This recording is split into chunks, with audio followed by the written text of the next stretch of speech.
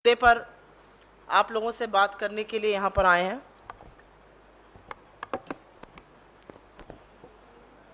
जो reckless privatisation कहा जाता है, अंधाधुंध निजीकरण, बिना सोचे समझे सरकारी संस्थानों को बेचने का जो काम है, उस कड़ी में एक नया अध्याय जोड़ने का काम भारतीय जनता पार्टी करने जा रही है। और इसीलिए मुझे लगता है बीजेपी को अपना नाम बदलकर बेचे जाओ पार्टी कर लेना चाहिए। और ये कारण है कि हम इसको बेचे जाओ पार्टी बुला रहे हैं। अब पता चला है कि सरकार ने यह निर्णय लिया है कि जिन सरकारी बैंकों को वो बेचेगी उसमें से पूरी तरह अपना शेयर बेचकर निकल जाएगी। ये वो सरकारी बैंक हैं जिसमें पहले 51% होना चाहिए था, फिर ये बात हुई कि 26% स्टेक हो। अब ये बात है कि सरकारी बैंकों को पूरी तरह बेच दो। ये एक नया अध्याय है रेकलेस प्राइवेटाइजेशन, अंधाधुंध निजीकरण में, और इसके बहुत ही मुश्किल और खतरनाक परिणाम होने वाले हैं। बैंकों का जब नेशनलाइजेशन हुआ 1969 में, मुझे लगता है आजाद भारत में इकोनॉमिक पॉलिसी में सबसे बड़ा और शायद सबसे साहसी निर्णय इंदिरा जी ने लिया था। कुछ निजी क्लचर्स से बैंकिंग को निकाला गया, निजी हाथों से, और पब्लिक सेक्टर बैंक्स बनाए गए, क्योंकि ये सिर्फ आर्थिक संस्थान नहीं है, ये सामाजिक न्याय का, सामाजिक एम्पावरमेंट का एक टूल बने, एक जरिया बने। देश के उन इलाकों में जहां पर प्राइवेट बैंक आज भी झांकने नहीं जाना चाहता है, वहां पर आपको पब्लिक सेक्टर बैंक की शाखा जरूर मिलेगी। चाहे कृषि हो, लघु मध्यम उद्योग हो, मछुआरे हो, कॉटेज इंडस्ट्री हो, इनको ऋण देने में प्राइवेट सेक्टर बैंक आज भी कतराते हैं। उनको प्रायोरिटी लेंडिंग पर ऋण देने का काम, कर्जा देने का काम, सहायता करने का काम पब्लिक सेक्टर बैंक्स ने किया। पिछड़े क्षेत्रों के विकास में इन्होंने मदद करी फंड्स देकर। तो पब्लिक सेक्टर बैंकों को सिर्फ एक आर्थिक संस्थान के रूप में नहीं, सामाजिक न्याय, सामाजिक सशक्तिकरण का एक माध्यम बनाकर देखना पड़ेगा। और उससे पलड़ा झाड़ लेना सिर्फ एक अनैतिक और गैर जिम्मेदार सरकार कर सकती है। लेकिन ये जो परंपरा है, बेच डालो, सेल लगा दो, फायर सेल लगती है वो कर दो, इंडिया ऑन सेल कर दो, बेचे जाओ पार्टी की ये जो परंपरा है, ये उसके डीएनए का पार्ट बनता जा रहा है। और ज्यादा दूर जाने की जरूरत नहीं, पिछले 2 महीने में ही उठाकर देख लीजिए क्या क्या किया है। इस देश के हर व्यक्ति को किसी चीज पर विश्वास हो ना हो, एलआईसी पे विश्वास जरूर होता है। और उसकी लाइन भी है, जिंदगी के बाद भी, जिंदगी के साथ भी। एलआईसी जैसे ऑर्गेनाइजेशन का गलत लिस्टिंग करना, गलत समय पर लिस्टिंग करना का यह परिणाम है कि एलआईसी की वैल्यू का करीब $18 बिलियन समाप्त हो चुका है, नष्ट हो चुका है।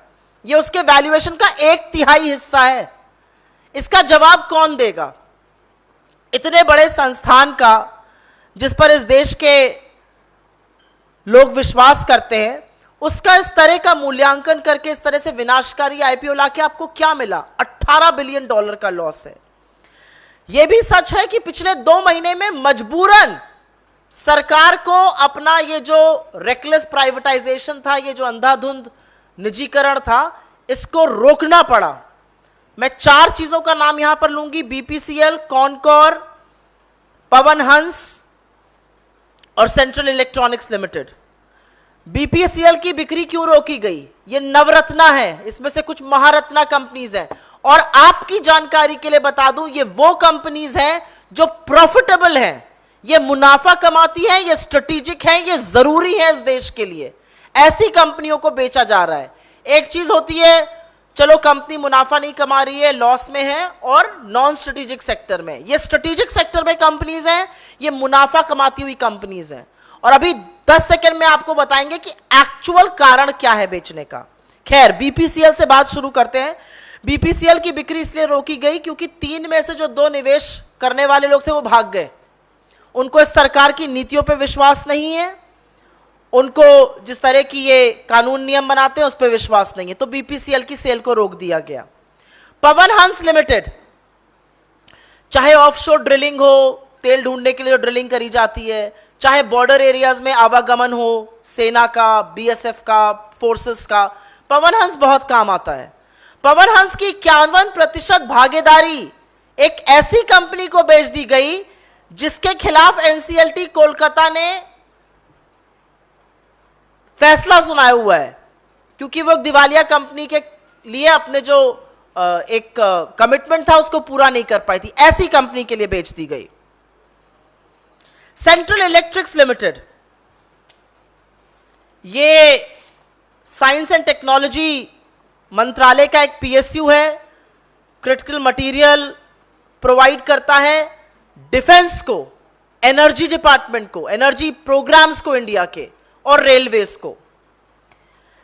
सिवियरली अंडरवैल्यू किया गया, 100% इक्विटी एक ऐसी कंपनी को बेच दी गई जिसका कोई साइंटिफिक बैकग्राउंड नहीं था और भाजपा के पॉलिटिशियन से उसके लिंक्स थे। जब पता चला कि 2 बिडर के ही आपस में संबंध हैं तो उसको रोका गया, और ये भाजपा से लिंक्ड लोग थे। और container corporation of India, Concor, जो रेलवे का एक पार्ट है, कांग्रेस ने इसी प्लेटफॉर्म से उसके खिलाफ लगातार आवाज उठाई थी। एक बैकडोर अरेंजमेंट हो रहा था कि कैसे उनके द्वारा अर्जित उनके जो लैंड पार्सल्स थे उसको एक प्राइवेट कंपनी को दिया जा रहा था, बिना किसी मूल्यांकन के, बिना किसी पैसे को लिए, उसको भी रोका गया। तो पिछले 2 महीने में एलआईसी का सर्वनाश करने के बाद पवन हंस, कॉनकोर, सीईएल और बीपीसीएल की सेल को रोकने पर विवश हुई है ये सरकार। लेकिन अब असलियत जाननी जरूरी है। असलियत यह है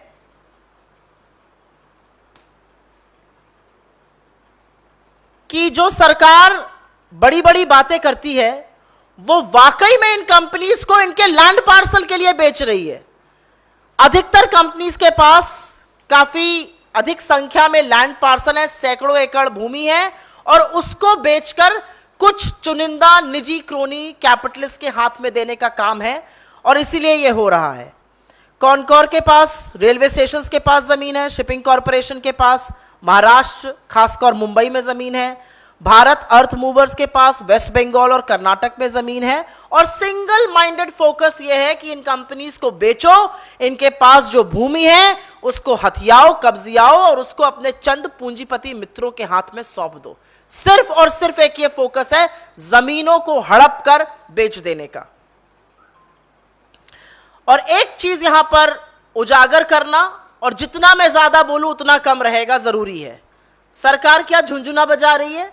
हम अग्निवीरों को उनकी 4 साल की नौकरी के बाद पीएसयूज में नौकरी देंगे।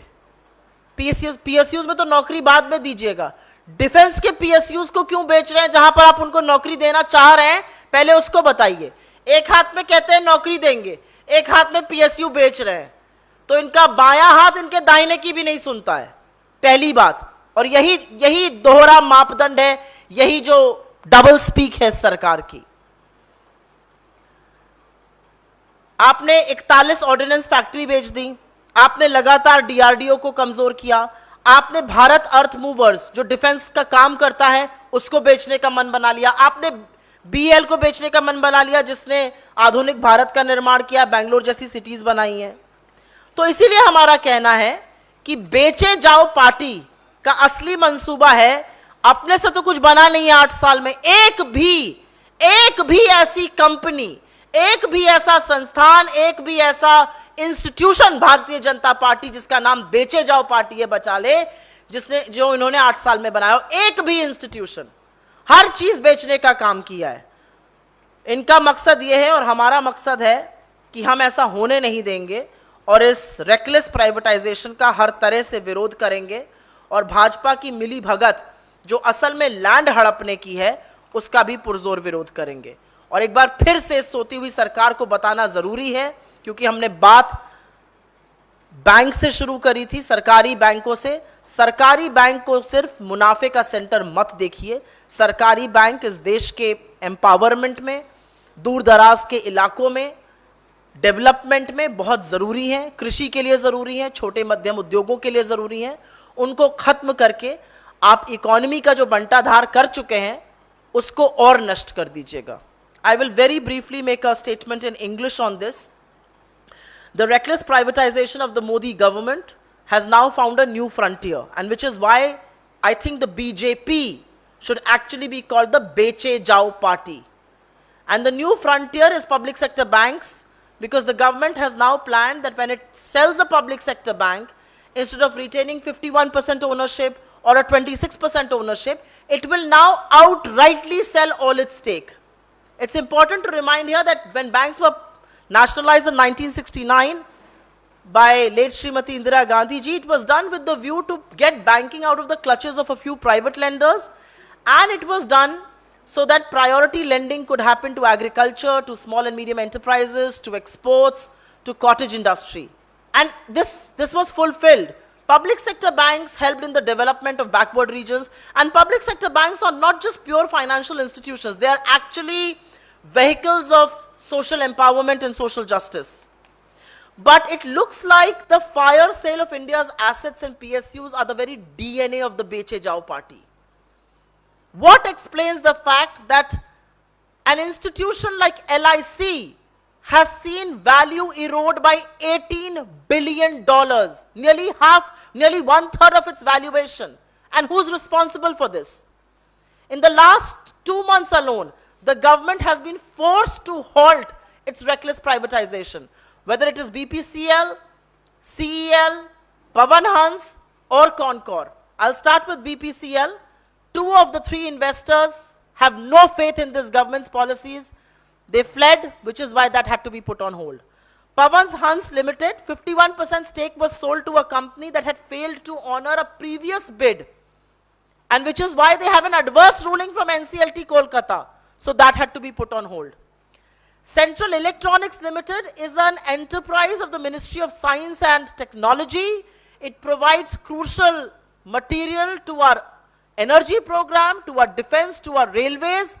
Hugely undervalued, 100% equity was sold to a financial company with no scientific background, but with links to BJP leaders. It was then found that 2 bidders were related parties, which is why it was halted. The Container Corporation of India, a railway enterprise, that PSU sale, reckless sale, was put on hold because we from the Congress and from this platform opposed it, and we highlighted how through a backdoor entry, land was being grabbed and actually sold at penny price to some of the government's crony capitalists. It's very clear, and I think there are 2 big points here. It's absolutely clear that the reckless sale, the fire sale, India on sale by the Beche Jao party is actually happening with an eye and the sole aim and the sole purpose of grabbing the parcels of land that they hold. Concor has land around railway stations in the country. Shipping Corporation has land in Maharashtra, particularly Mumbai. Bharat Earth Movers has land in West Bengal and Karnataka, and so do many of these public sector enterprises. And the idea is to sell them at no cost to the crony capitalist. And look at the double speak. When we demand withdrawal of Agnipath, they say Agniveers will be given jobs in PSUs after 4 years of their service when they retire at the age of 23. Oh, you'll really do that? On one hand, you say you will do that. On the other, you are selling all PSUs. So where are you going to give them employment? And it's not just some PSU. You are selling defense PSUs. You've sold 41 ordnance factories. You are constantly weakening the DRDO, the Bharat Earth Movers that works for the defense forces. You are selling that. You are selling Bharat BEL, which was instrumental in laying the foundation of modern India, built Bangalore. So that's how reckless this sale is. And the sole aim of the Bharatiya Janata Party, which I now and we should call Beche Jao party,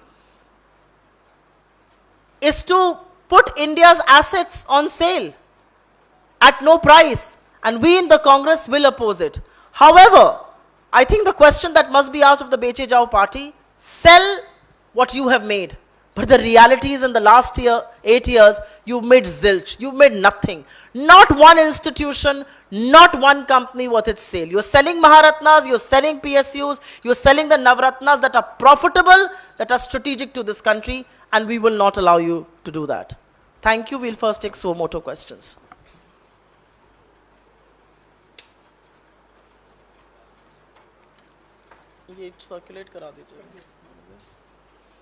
Any questions on this? I think government outrightly saying that they will exit public sector banks when they are sold and will sell their 100% equity has huge ramifications for agriculture, for MSMEs, for priority lending, for backward areas, particularly for areas in the northeast where private banks have very little presence. Yes. We're going to oppose it, and we hope that the government is going to have a rethink, because it's not just us, experts of the Indian economy, people who understand the repercussions of doing this for public sector banks have all warned the government that this will be a suicidal move. You cannot. There was a reason why banks were nationalized in 1969. They have served a purpose. These are not just financial institutions. These are vehicles of social empowerment. Please don't be reckless. Please do not put India on sale. You've not built a single asset worth your name in the last 8 years. You're only selling what was built by previous governments, particularly the Congress governments.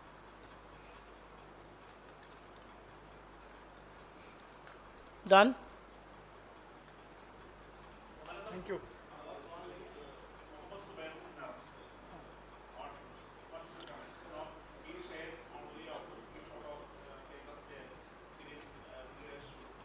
Look, without getting into the legalese of it and without getting into what was shared and what was not shared, I think the big message is that perpetrators of hate speech, perpetrators of hate will get political patronage, they will be out, whether on bail or otherwise, and people who report that hate, people who report those hate speeches will be behind bars.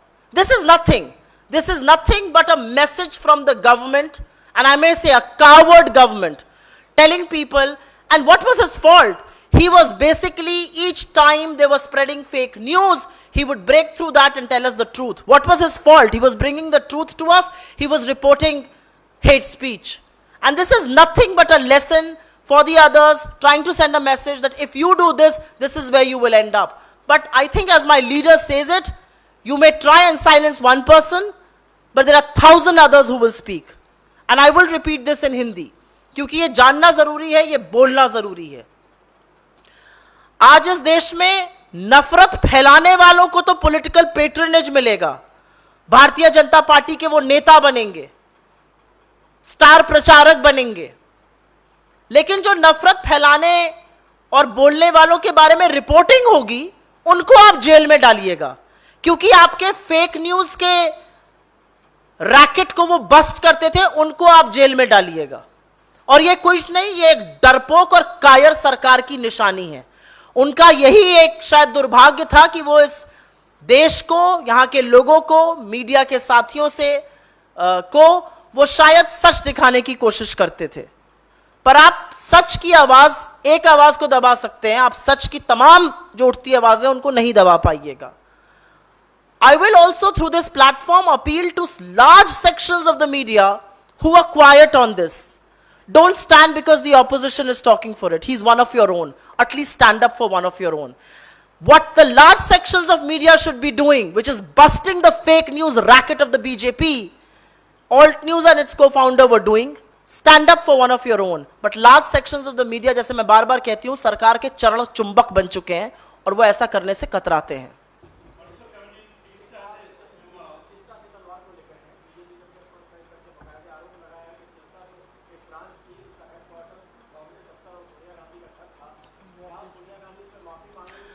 मुझे लगता है इस चीज का जवाब हम पहले भी दे चुके हैं. भारतीय जनता पार्टी के व्यर्थ के एलिगेशंस का, मूर्खतापूर्ण बातों का इस मंच से मैं क्यों जवाब दूं?